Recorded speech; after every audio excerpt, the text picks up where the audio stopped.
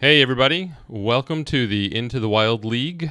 We are in week 7, and I am here. I am Itinerant Wizard. I am joined by Keith Numbers to cast Navillus and Wildcard tonight. Keith, how are you doing?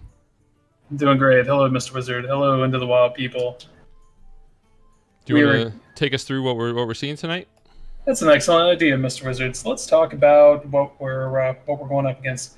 Now, first off, Into the Wild League alternates between weeks where there are deck building restrictions and weeks where there are not. Weeks where there are class restrictions, weeks where they're not. This being the final week of the main competition.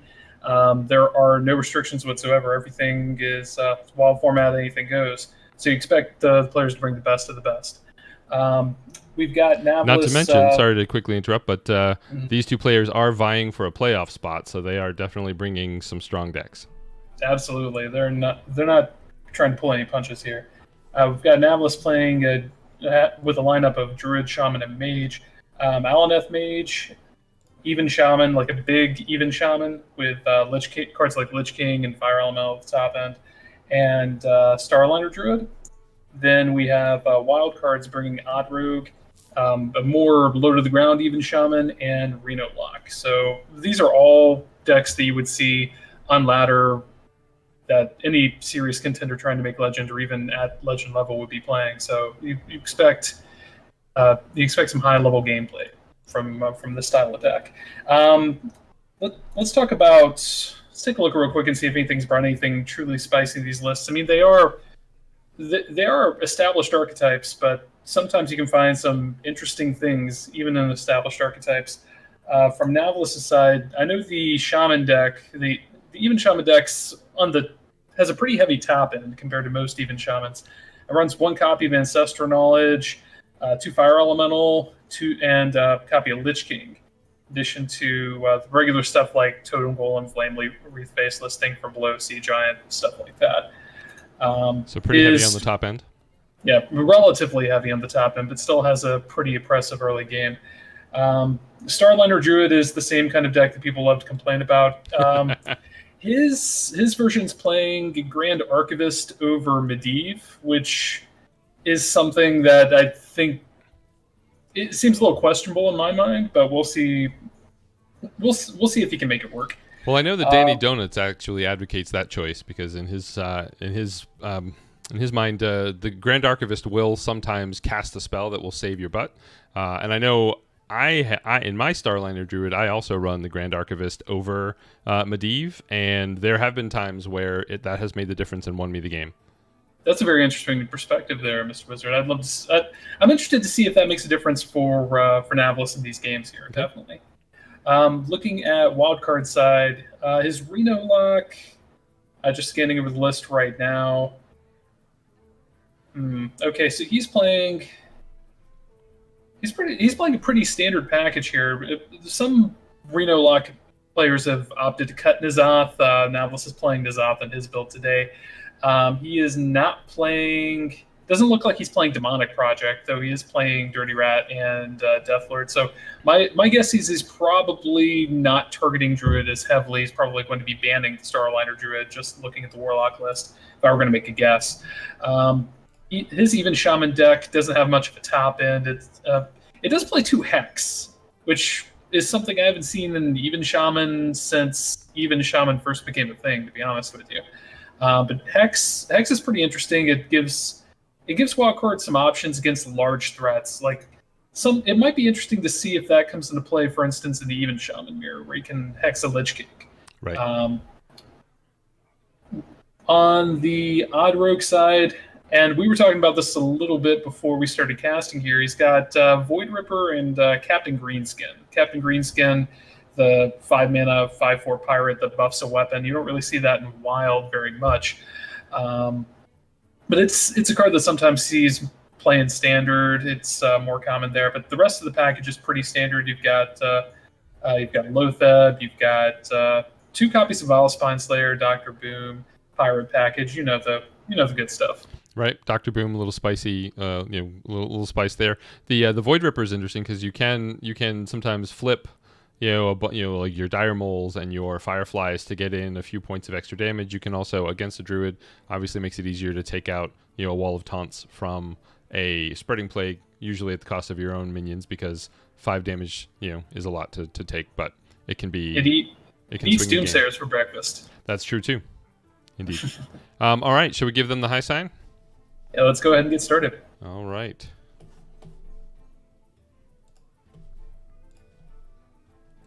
Now, last time I checked with the standings, Mr. Wizard, I know that both of the games we have running tonight, everyone that I'm going to be covering tonight has at least 3 wins in the end of the Wild League, which means that they are going to be everyone playing tonight's vying for a playoff spot. I know the playoffs are running next week. They're with 4 playoff matches, then 2 finals matches, and between the 2 brackets, and then a championship match. So everyone we're covering tonight has skin in the game. Let's see if we're just waiting on them to get started at this point. Okay. All right. I apologize. Right now, let's see. I got my Discord overlay suddenly jumped on. All right. So apparently Navillus's client crashed and he had to get back in, so they're setting up the challenge. So I'm still spectating Wildcard, so once Navillus gets in, I'll spectate him as well, and we'll be good to go. Sounds good. Now, I already ventured a guess as far as what Wildcard's ban strategy is going to be. Like, just looking at the Reno lock list, I was expecting a Druid ban, but... Well, there's no ban in this format, right? Oh, wow, you're right. I was thinking of a different tournament entirely. Oh, okay. All right. Time to wake up. All right. So it says that I'm spectating both of them. So we'll get this party started momentarily. Okay. It's being a little strange on my end. It's all right. Nope. Yep. Of course. I thought I was having an issue, so I clicked leave, and just as I did that, the game started. So give me a second. I'll get back in. Apologies to everyone.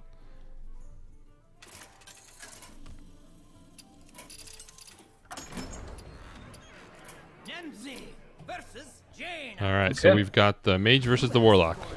That's a very good matchup for Navillus, I think. Classically speaking, yes. So one other thing I want to point out, and I always forget about this is a closed deck list tournament. Neither player knows what the other player is bringing to the table besides the classes. So Wildcard may be thinking Navilus's range may include the Secret Mage or the Reno Mage. I don't expect him to keep any of this regardless of matchup, though. Like, if he's assuming Secret Mage, he's going to be looking for better defensive cards. The Gnome Faradu's an okay keep. Doomsayer's great. N'Zoth you really don't want to see. Nope. Navillus has a pretty solid opening there. Has Alaneth, has Archaeologist. Really, all he needs is a Mana Worm. Might be tempted to coin into. Well, he's going to hold on to the coin for Alaneth by the looks of things. Well played. Wildcard is throwing down the Gnome Faradu just to put something on the table. And go ahead and set the pace of the game. I'm throwing back and forth some of that BM. Yeah, these guys are going to be emoting each other to death. Whoops. All right, so Wildcard draws Kobold Librarian. On 3 mana, you expect something to happen with that Kobold Librarian. It looks like he's going to tap first, though. Tap first into Kobold Librarian. Amazing. Reno's exactly what he wanted to see. Reno is excellent. Reno means that Wildcard's chances of winning this game probably doubled. It's really hard to win this matchup if you don't draw Reno or another way to heal significantly one way or another. Right. So Navillus has drawn Kirin Tormage into Explosive Runes. starts going face with the Arcanologist. Don't expect him to do anything else there. Yep. And he's got both fireballs and a frostbolt in hand, so he's gonna be able to dish out a ton. Yeah, so much damage there. Now Wildcard's got to be thinking, what is that secret, right? Playing the Doomsayer into an explosive runes while it saves him the damage means that the Doomsayer basically loses its value. Right, but one thing to keep in mind though is the Doomsayer may not get more value than that, considering how well the board's developed. Navillus may even just ignore the Doomsayer. If this was Counterspell, for instance, and Wildcard plays the Doomsayer, may just decide to let it go off and then start throwing all the burn upstairs. So it's like I think the Doomsayer is going to come down. If it's the best possible test for the explosive runes here. Right. Definitely expect like between that and the trade or Demon Wrath. Okay. So the Demon Wrath. If this wasn't Counterspell, that was super risky. If it was a Counterspell. Yep. I guess the Doomsayer would have been a way to test for it, but he wouldn't have been able to then follow up with the Demon Wrath. That is true. So now, at least he knows it's not Counterspell, and we're still, with Navillus playing the Kirin Tor Mage, it probably suggests, and particularly with the Frostbolt, right? That's not a control mage opening. No. So Wildcard at this point knows what he's up against. Throws the Rotten Apple Bomb into the explosive runes. Process of elimination. He knows it's going to be that most likely. Able to point out the Alaneth and go face with the Scientist. Oof! And here comes the speed. Let us wreak havoc. I know that Wildcard's probably. Alaneth is a tough thing to see across the table, even if you have Reno in hand.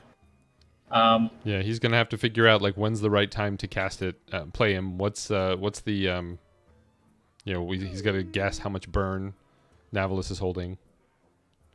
Right. Not only that, but how much burn can Navillus make? With this list, he's not playing Ice Lance, so he has 2 Frostbolts, two Primordial Glyphs, 2 Torches, 2 Fireballs. So at this point he's got 2 Fireballs, Frostbolts, and the Torches left.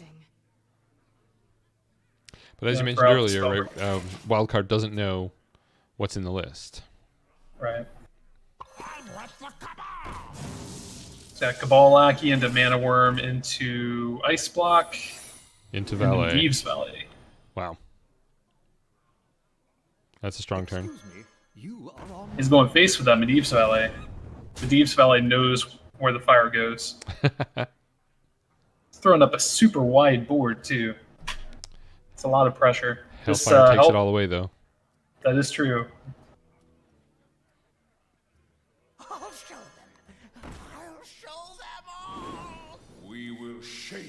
Still throwing out cards. Alright, picks up Counterspell, Kirin Tor Mage, one of the Torches.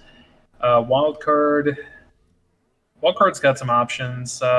He's probably going to want Hellfire Defile as something to do here. Well, he could defile. It's too early to Reno. He could Defile to clear the board and then play the Giggling Inventor, but he'd be risking that's another explosive runes. That is true. Defile will clear the board, or he'll risk that the. He never plays around Counterspell with this, so. What did we pick up? Explosive runes. So good choice. Test. Yeah, if he played the Inventor, he'd have taken 5 to the face there. And so Navillus has got Kirin Tor into what? Fireball. Yeah, Counterspell down and then Fireball to the face, my guess. Uses up all his mana. Or just take out the Doomsayer. Okay. Right. Yeah. The power is here. You need only to seize it. So he's got 18 damage in hand. Right, he's got both torches. Yeah, 2 torches, both fireballs. Mm-hmm. Tough choice for... still... Yeah, even with the Reno, it's going to be a lot of pressure. He probably he might be tempted to play Giggling Inventor, but if he plays Giggling Inventor, he's dead. Well, he's seen both. He's seen both explosive runes, right? So he knows he's safe there. Navillus will have 8 mana, unless he's got an apprentice. He can only throw 12 damage, because the Anoitrons from the Inventor will block the Kirin Mage. Right. You're paying closer attention to this than I am, Wizard, because oh wow, he's just gonna throw out the Reno. He's gonna Reno now. Ooh. Okay, he decides not to take the risk. That's super early. Yeah. Amazing. Like, I'd have gone another turn. Definitely. All right, so Excuse me. unfortunately for Wildcard, he doesn't have Zola, so there's not going to be any recursion of this Reno. Navillus isn't even bothering to trade into it. And to respect the possibility of Zola, he's just sending everything upstairs. Both torches. Yeah. Yeah, I think that Reno was way too early, but Yeah, I agree. I think like Hellfire doesn't really do anything. no, Hellfire will still leave 1 crystal runner on the board. I think it's a Void Lord. So, Void Lord's the only chance. It has to be Void Lord. It's the only way he survives this turn. Yeah. Let's see. Navillus has Primordial Glyph and 2 Fireballs in hand. He has to punch through the Void Lord before he. Yeah, he does have the Frostbolt. So he's got 15 damage in hand, plus whatever he can get off the glyph, plus his hero power. Yes. At 9 mana, he's not going to be able to do the 15 damage immediately. Nope. Right, so he's got to space this out over a couple of turns. Might be worth it to just lead with the glyph. See what he Lead gets. with the glyph, see what you get. Definitely. Then go from there. Like if he glyphs into Polymorph. Interesting. That's He's chosen to take out Reno. I guess he doesn't want to give Wildcard the chance to duplicate it on the next turn. Right. So there's the Mana Worm. There's the glyph. Flame Cannon, Effigy, Ice Barrier. None of that's relevant in this situation.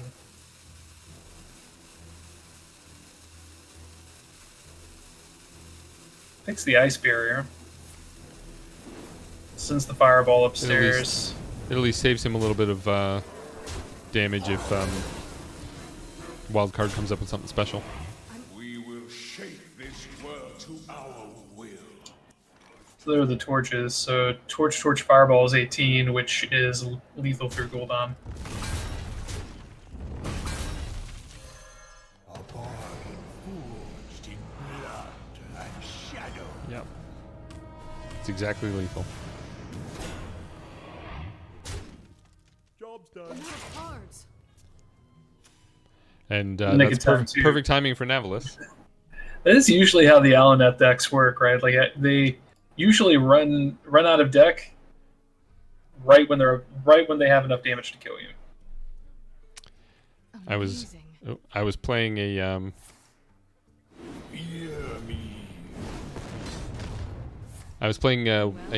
Starliner Druid against a Tempo Mage last night, and I had to. And that, all right, first game goes to Navillus. Nice. And so Navillus picks up an early one with the Secret Tempo Mage. He still has his big Even Shaman and Starliner Druid to go. But quick 1-0 for Navillus there. Indeed.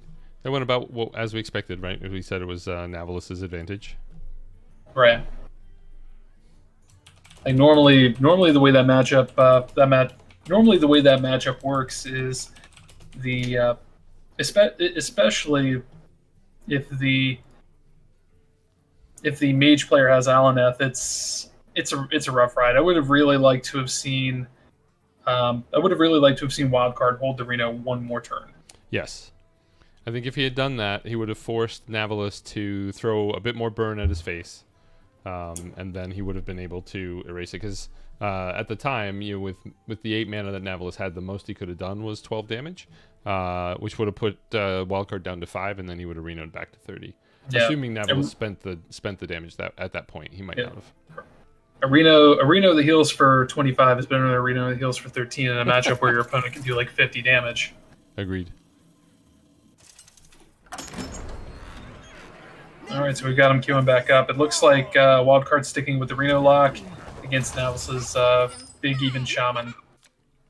On Wildcard's side, he's going to be looking for removal and removal in Reno.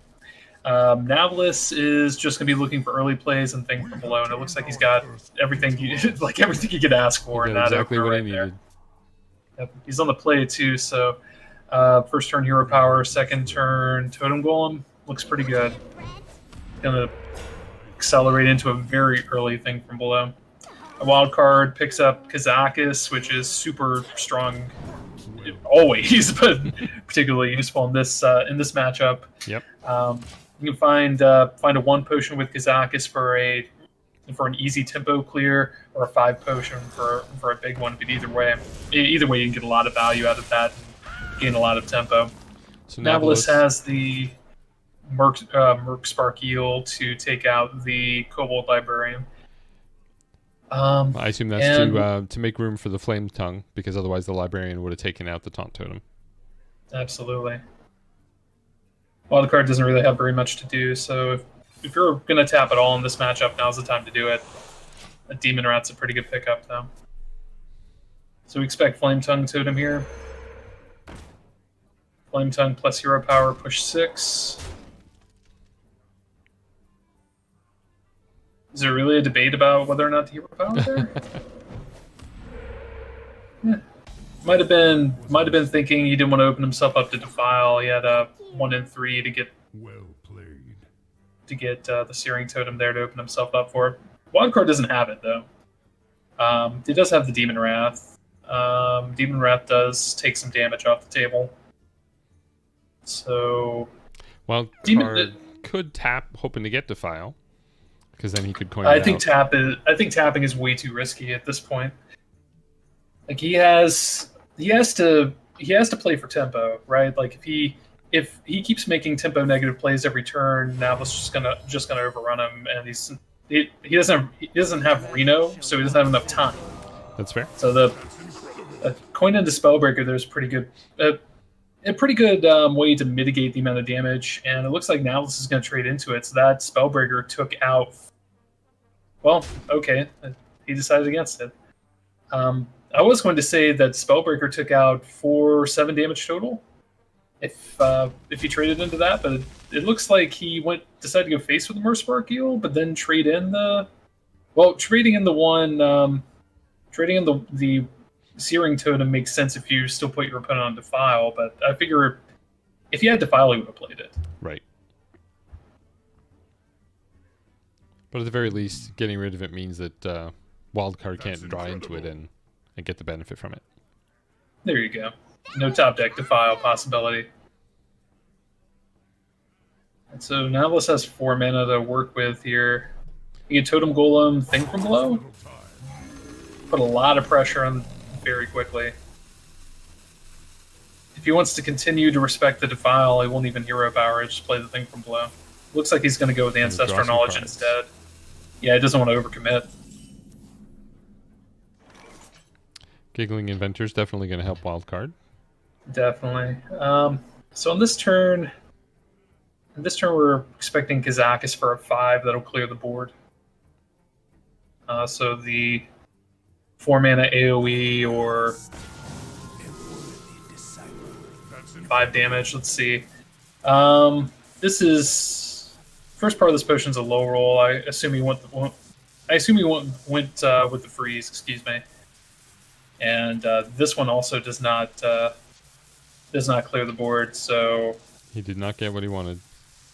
Nope. Potion he ended up with, summon a 5/5, freeze 2 random enemy minions. Considering it was a low roll, it could have been worse. Yep. Like he could have gotten like freeze 2 minions, gain 5 armor or something. Yeah, it is gain 5 armor from the 5 potion, isn't it? 5/5 demon and freeze 2. Right. Well, right. I know what this one is. Oh, I see Okay. the other options. Right. To be perfectly honest, I'm not that sure. I've never actually played Kazakus. That's interesting. All right, so Wildcard's in a really tough spot here. The 5 potion doesn't save him. He could play the Inventor, would slow Navillus down a bit, although the Maelstrom portal on the other side will make Wildcard a little unhappy. Yeah, Maelstrom plus Crackle is pretty much good night in that scenario. Considering Blast Crystal against the thing from Blow, which lets him do some trades, loses a mana crystal. It's a little rough, but it gets there. Spellbreaker takes out Totem Golem. Yeah, he took all the damage off the table. Sometimes you can't really ask for much more. True. And Crackle, the Jade Lightning and the Crackle in Navilus's hand, not quite enough to get rid of Wildcard. Most you can do is 12. Even if you're still level 4/6/6, you're not going to get there with that Crackle.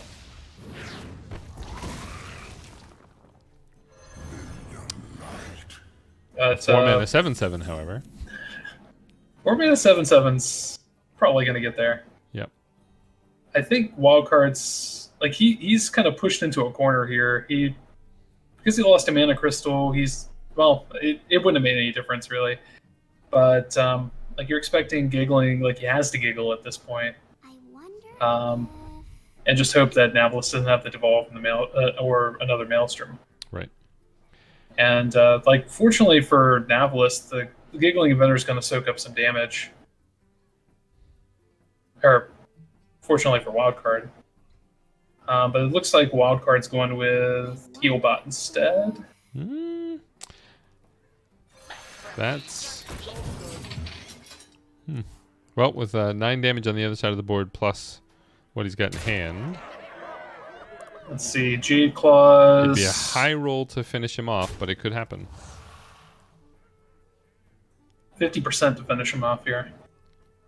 So he's got 7 damage with the claws plus the...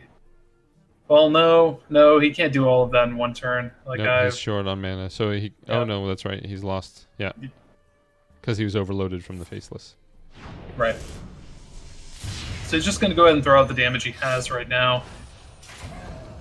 So Navillus at this point's got to be hoping that Wildcard doesn't have Reno. Yep. And Wildcard's hoping he draws Reno. Wildcard did not draw Reno. Oh. I think that's good night. Good night, Wildcard. Yep. He plays the Giggling Inventor. Navillus has 3 attacks plus Jade Lightning to take out the Annoyatrons and Flame Wraith Faceless Ghostface.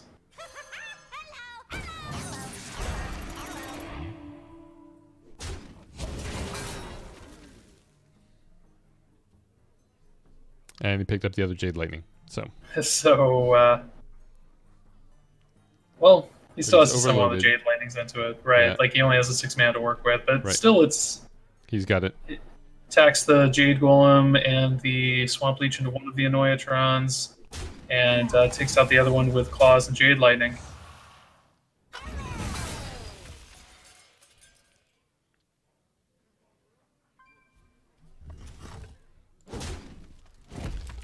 Navillus is taking his time with the lethal, the ultimate BM.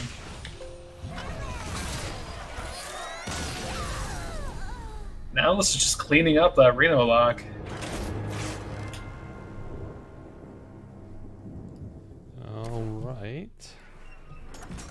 Alright, so Navillus has picked up wins with his Mage and his Shaman. He still has the Starliner Druid to go. And that brings the score to 2-zip.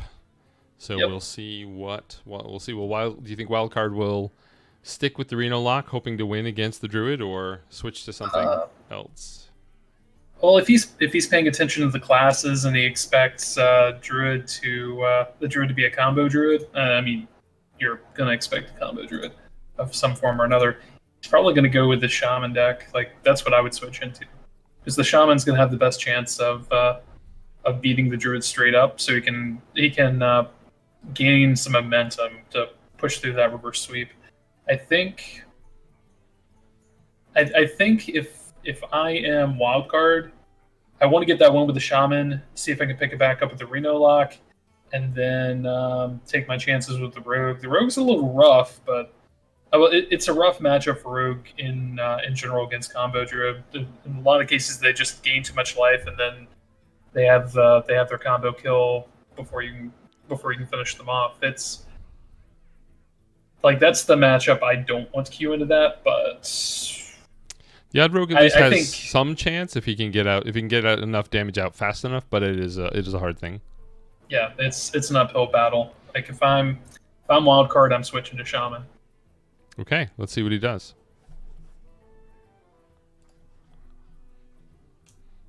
Everybody's over there memeing. What are they doing? In the chat channel there, Wildcard's bragging he's got a reverse sweep coming. So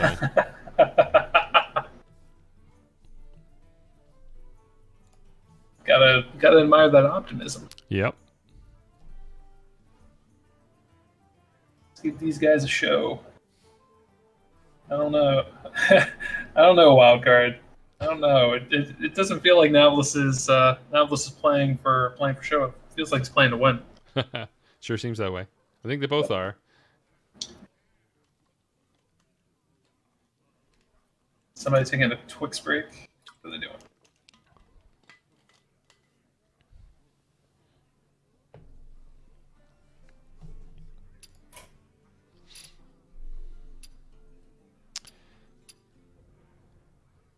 Looks like Wildcard is Navilus's computer just crashed, so we're gonna sort that out. Navillus says he may have to forfeit. Not like this, man. No, right? Not like this. Don't give up. Don't give up 2-0.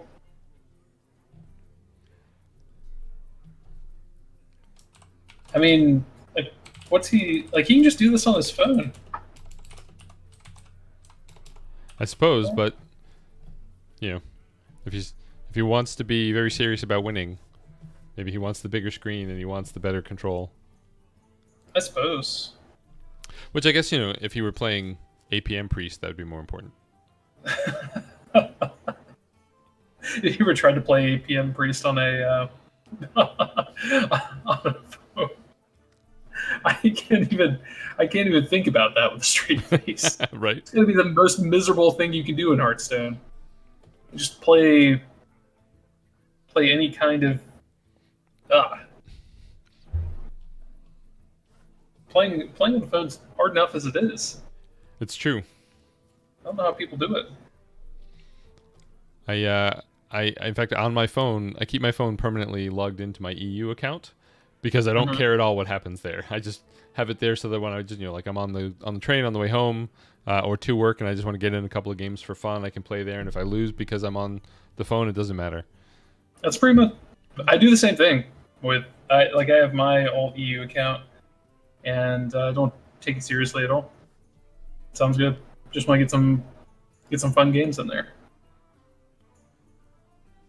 Have you considered starting up one of those starting up a new account at rank 50 to try the new player experience?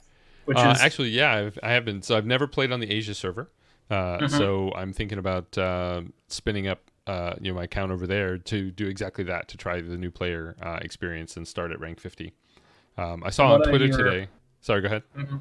I was just going to say that from what I hear, it's just overrun by people who already know how to play Hearthstone. There aren't any actual new players.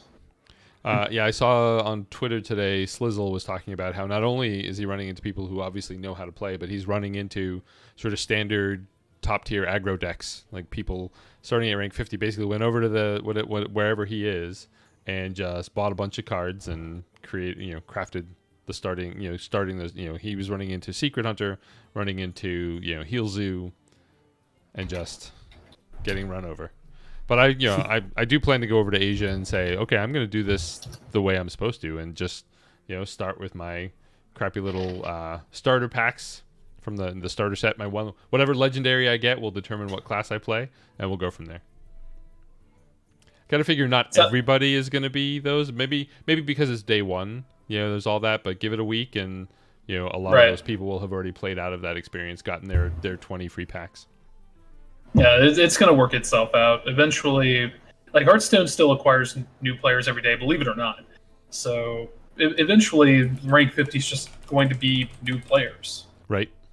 But right now, the only people that know about rank 50 are the people that have been playing Hearthstone for years.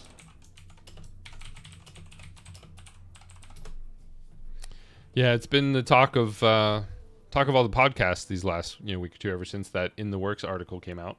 People talking about the new player experience. A lot of complaints about tournament mode being shelved for the time being. That was a heartbreaker, wasn't it? Yeah, it was interesting too. I know a lot of the people who are active in like the community who are podcasting. Probably, it's a small segment of the player base, but very vocal and very active, right? I know I spend a fair amount of money on the game because I like the flexibility of having every card so that I can play whatever deck I want to and not be chasing decks. But I know there's a large segment of the player base that probably couldn't care less about tournament mode.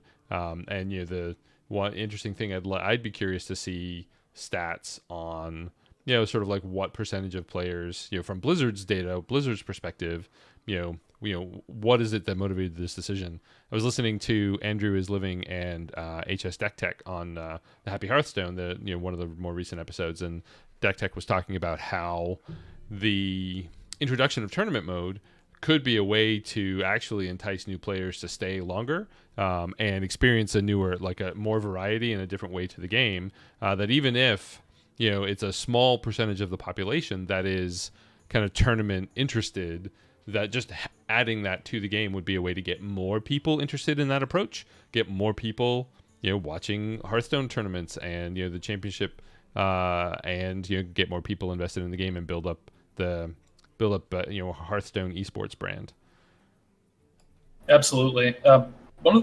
One thing that I think is relevant that people don't really bring up is it's just a new thing, right? Like Hearthstone's a game that needs fresh blood, right? Like it's been out for a few years now, and people like new expansion releases. They're good to a point, right, for freshening things up, but that's part of why like there being no balance change was a bad thing too, right? Like because we're used to having like every 2 months after a new expansion release, having a balance change to kind of freshen things up, fix things, make things feel new again, and we're not getting that. So a lot of people are experiencing that fatigue and don't have a remedy for it. So the tournament mode being pulled, plus the balance changes. I mean, it didn't come together very well. I think they could have announced the tournament mode was not coming in a different announcement than the "we're not making balance changes" announcement. Right. Because what you're really telling your player base is, I know you guys want something to freshen things up before the next expansion hits, but we're not going to do it this time because we don't feel like we need to. And unless they've got something else planned that they haven't told us about yet, that's a possibility, I suppose. I don't know. If from Blizzard's perspective, what value do they get out of announcing something bad without pushing something new? Like, they don't have it. They haven't even hinted at anything new to push. Like with the tournament mode, like they hinted that a year and a half ago, right? Like that's been a kind of in the works thing for as long as I've been playing Hearthstone. Right? There's always been talk of a tournament mode, and then they cancel that, but they don't announce anything new. So it doesn't make sense for them to do that if they got something super secret in the works, I think it's indicative of sort of the whole process of leadership change, right? With Ben Brode leaving, and other high placed members of the team leaving to go form Second Dinner, right? There's sort of a change in approach, maybe a change in, I know that obviously the team that's there is continuing to execute on, I think, a plan that has been set up before, and they're interviewing, trying to find a new director, and so there's a bit of chaos, there's a bit of sort of shuffling, a bit of lack of direction, I think, at the moment, and hopefully, that will be resolved when they bring in a new person. Now, Hearthstone may yet go in a direction that is totally different from what we've seen so far, and I guess it remains to be seen whether that's a good thing or a bad thing. Right. I think if they take this feedback to heart, then nothing but good can come from it. But I hope that they're paying attention.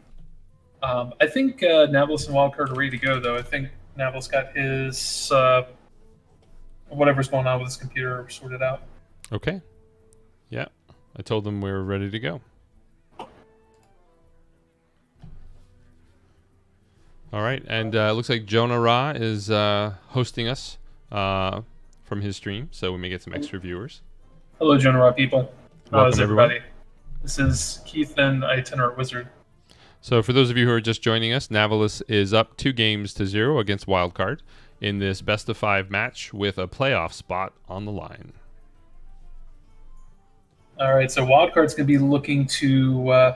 he's lost 2 games in a row with his Reno Lock, looking for that reverse sweep. Navillus just has his Starliner combo druid left to go, so we'll see if Wildcard can fight back. And he sticks with the Warlock. I guess he figures. I guess he figures he just needs to, he has to get a win with it. So why switch? Maybe he just likes the Reno Lock. I don't know.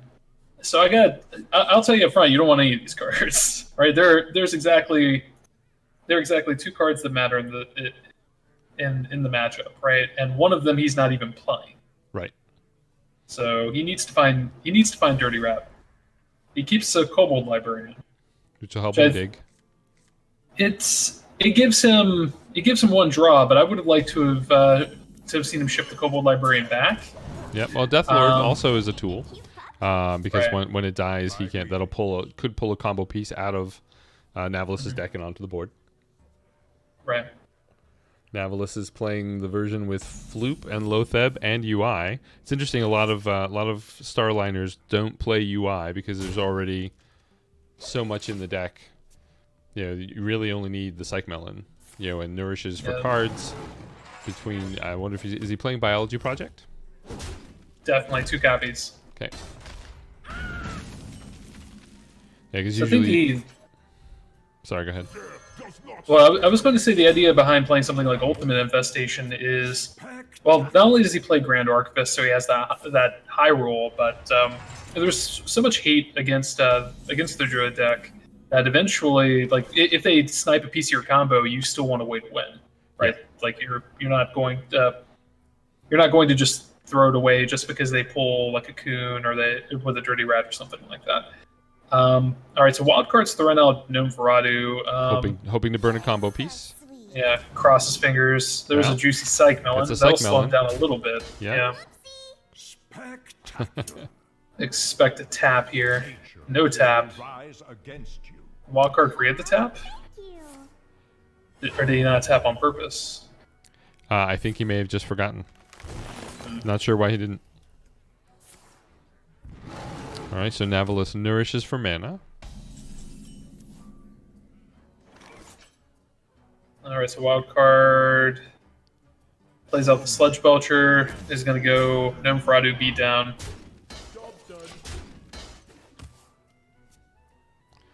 Navillus picks up another Ferocious Howl, so continuing to draw into that combo. Yep, it looks disconnected. Like somebody got dropped. I wonder if Navilus's computer crashed again. Oh, that would be a shame. It would be. Well, it looks like he's back. What to do? What? Yeah, Navillus disconnected. Now, because this is a friendly match, the timer, I forget how long it goes, but it gives him a good long time to reconnect. It looks like they might be back up. Okay, he's back in. Okay, there he goes. Now he's got second nourish, probably for cards would be my guess. No, he goes for the mana. What's he got that he wants to use all that mana on? I guess a UI. That makes sense. So he can dig deeper for combo pieces or the other Psych Melon. Right. Considering throwing away one of the swipes just to make room.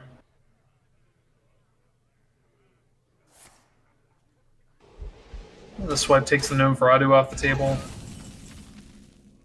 There's that Dirty Rat. So if I'm playing the Reno Lock here.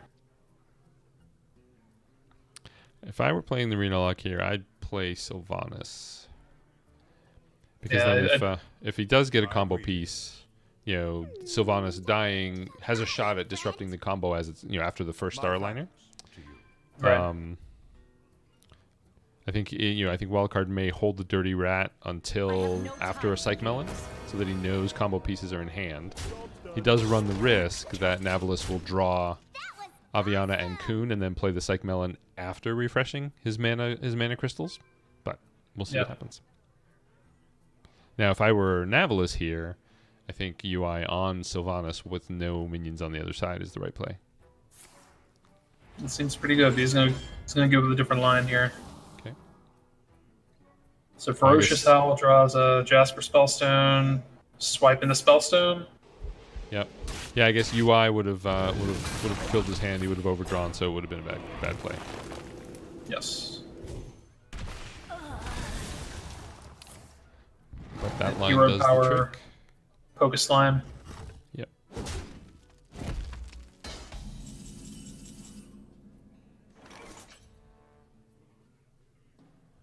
So Wildcard's going to be playing some of that Dirty Rat Chicken right now. Gotta be wondering when's the right time to do it. Right, because if he Dirty Rats now, he's going to be sorely disappointed. But Wildcard, unlike us, Wildcard doesn't know what's in Navilus's hand, so Right. he's going to be teetering on the precipice there. He doesn't have a way to pop his own Deathlord either. Well, Dirty Rat will pull. Well, I mean, if it gets Bran, right? That's one of the combo enablers. Pulling Lothar wouldn't be bad, though. It does leave a 5/5 on the other side of the board. Brand's probably the best thing he could hope for with the if he knew what was in the hand inside the Dirty Rat this turn. Right. But Of course, the risk here of Giggling Inventor is Spreading Plague. So tons of things for Wildcard to play around here. I would have liked to have seen the Doomsayer. I was thinking the same. At least forces, although, yeah, because having the it wouldn't have really slowed, wouldn't have prevented Navillus from comboing off if he had the ability to do so. So Right. yeah. So he's just looking at playing Floop just as a 3/4 body. So he picked up a Star Aligner. Witchwood Piper, he's already got Brand in hand, so I'm going to guess Witchwood Piper would pull up a Brewmaster. This is one of the reasons why Ultimate Infestation is a contentious spot in this list. He could play it, but that's going to fill his hand. So he'll overdraw a card on the next turn, so if he plays it, he's running a risk of burning a combo piece at the start of his next draw, on his next draw.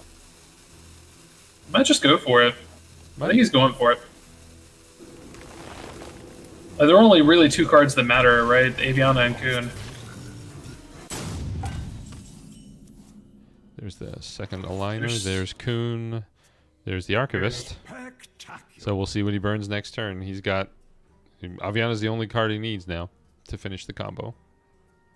He could just play Kuhn, refresh his crystals, put something else out, and go beat down. It's pretty risky strategy to go all in on something like that against a Reno Lock.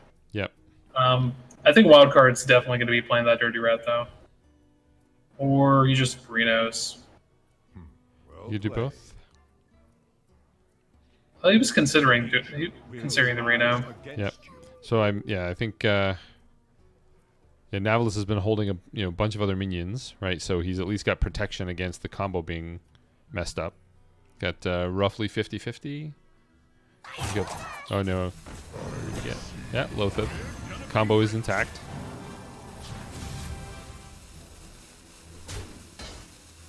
Wow, well played. Spreading plague.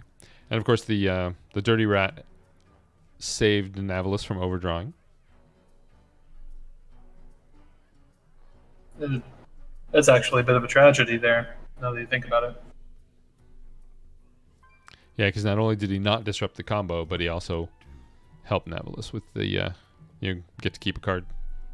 Navillus just has more board now. Now let's see, Witchwood Piper. Like he could decide Brand Witchwood Piper draws both of the Brewmasters. Oh, let's see. No, he doesn't play. Does he play Brewmasters? And I guess not, because the Piper just drew Aviana, so that's everything. Okay.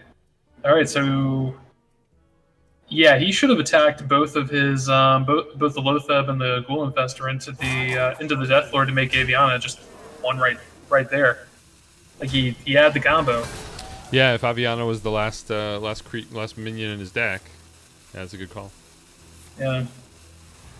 Let's see. Has Brand, Floop, Piper, Lothab, 2 Starliners, Grand Archivist, Aviana, Kuhn. All of his minions are in his hand. Yeah, he needs 6 spots on the board to play out the full combo. And actually, without a Brewmaster, he can't go to he can with the combo he's got. He can only do 28, so he's got to get through that to deal a little bit of extra damage. But with his hero power, obviously, that's 29. If he were playing with a Brewmaster, he could do 42, but he'd need all 7 spots on the board to do that. Oh no, he's got Floop. I'm wrong. He's got Floop. Yeah. Right, so he's can going to do have 42. 14 times 3. Yeah, he can do 42 because of Floop. That's right. Right, so is there anything Wildcard can do at this point? But he still needs all 7 spots to do that. But, if Navillus can get a little bit of face damage through, then he only needs the 28. Okay.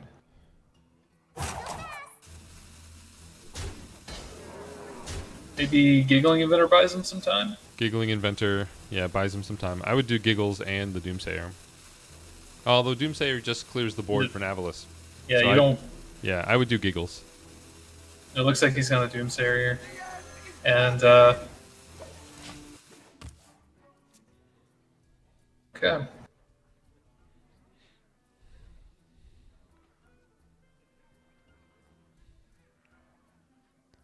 Now, because the Death Lord only has 2 attack, let's see, is Navillus going to go Branching Paths for... No? He could have gone for attack, damage from his minions, but... Plus armor?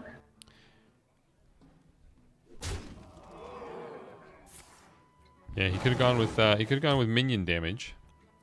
He would have pushed more damage to face. Right. He's just playing stuff down to his hand now. Yeah. Well played. Okay. Alright, heal bot for the 30. At this point, Navillus has everything he needs. Yep, he's just going to do 42. Play out the combo for the full 42. What did he just draw? Oh, right, Malfurion. Cool. My winged children fill the skies. I know everybody thinks this combo is cheesy, but I just love it. Every time I get to play it, I giggle. Yep. Wildcard knows what's coming, and he surrenders. Giggles like Giggling Inventor. Ahaha, well played. Tee-hee-hee, hello. All right, let me just put up the final... let's see, Navillus wins. And Wildcard loses. And there we have it. Navillus wins 3-0. Let's get those guys in here and wrap this up. Sounds have a good. quick chat. Navilus's computer survived long enough to get him that. He was going to give up. He was going to he was going to surrender to technology, but no, he stuck it through. Stuck it through and got the win. Excellent work. All right. Hang on. I'll hang up with you and call back on the other line. Sounds good.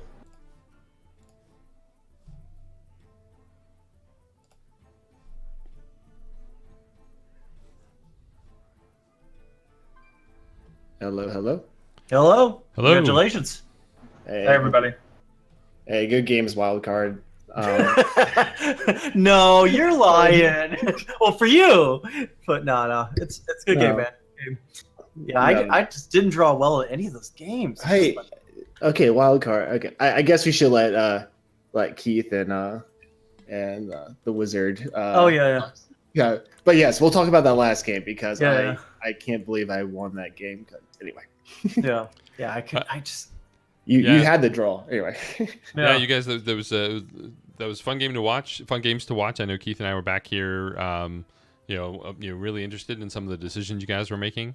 The wildcard question I have for you is, after coming off knowing that Navillus had a druid left, Keith and I were wondering if you were going to stick with the Reno lock or switch to one of your other decks. I'm curious to know why you chose to stick with the warlock.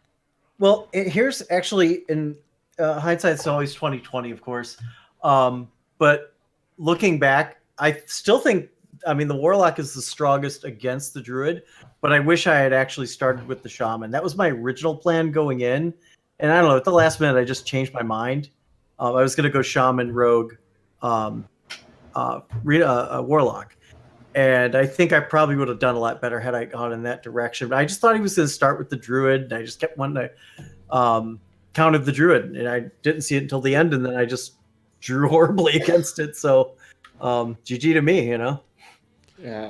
When Gnome got the Psych Melon, Keith and I were both like, well, that at least slows Navillus down a little bit. Now he has to go digging either for the other melon or digging for the combo the hard way. And then but you want to get a piece there. You don't want to get getting the Psych Melon wasn't optimal. Right. Yeah. Yeah, you want to see Aviana or Kuhn burn to that gnome. Mm-hmm. Yeah. And then I pulled the Loatheb out. When I pulled the Loatheb out, I knew I was dead. There was no way to get out of that at that point. And I thought, well, maybe if he doesn't have all his pieces. And then it was, I forget, when the Deathlord died. And then nothing came out. I was like, well, I'm totally dead now. Like he's got everything.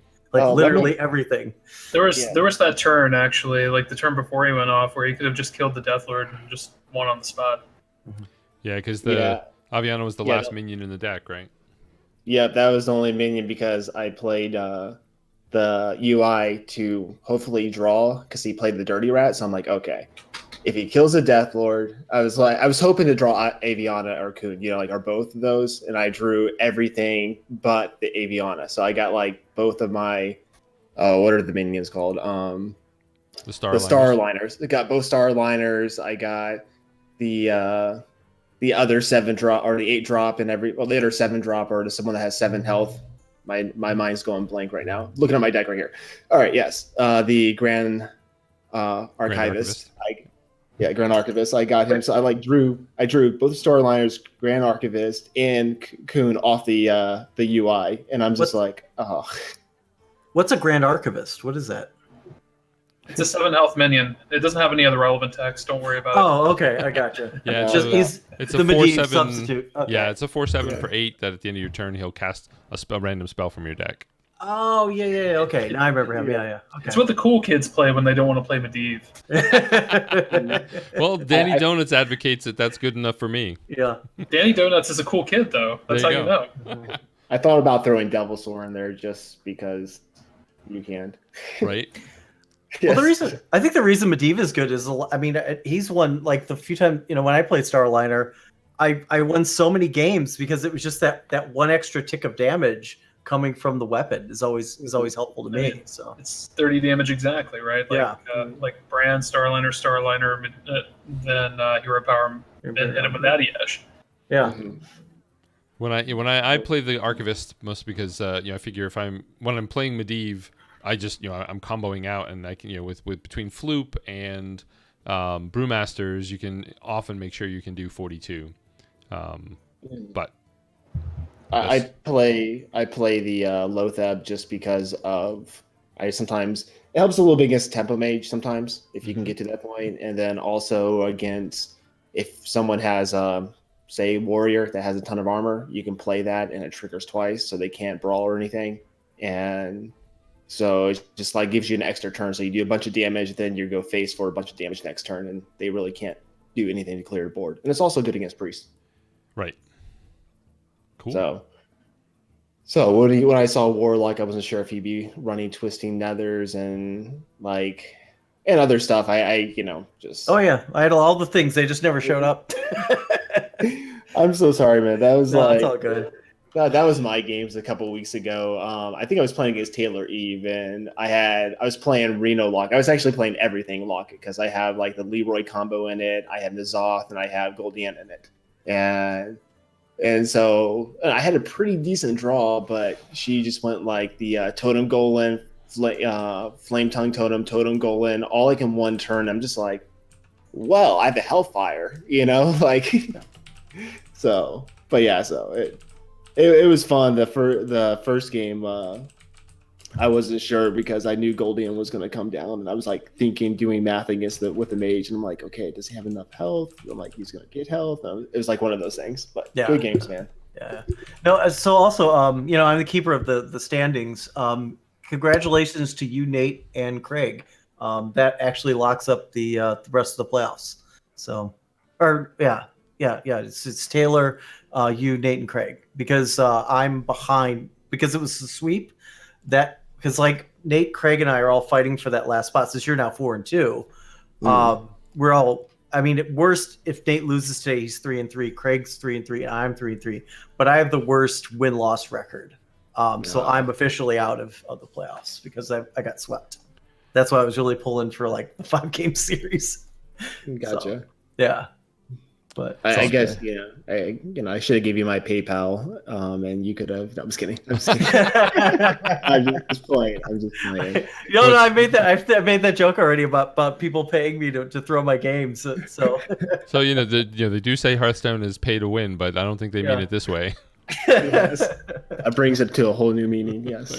Well, speaking of Nate, he is going to be up battling the undefeated Dr. Evil at the bottom of the hour.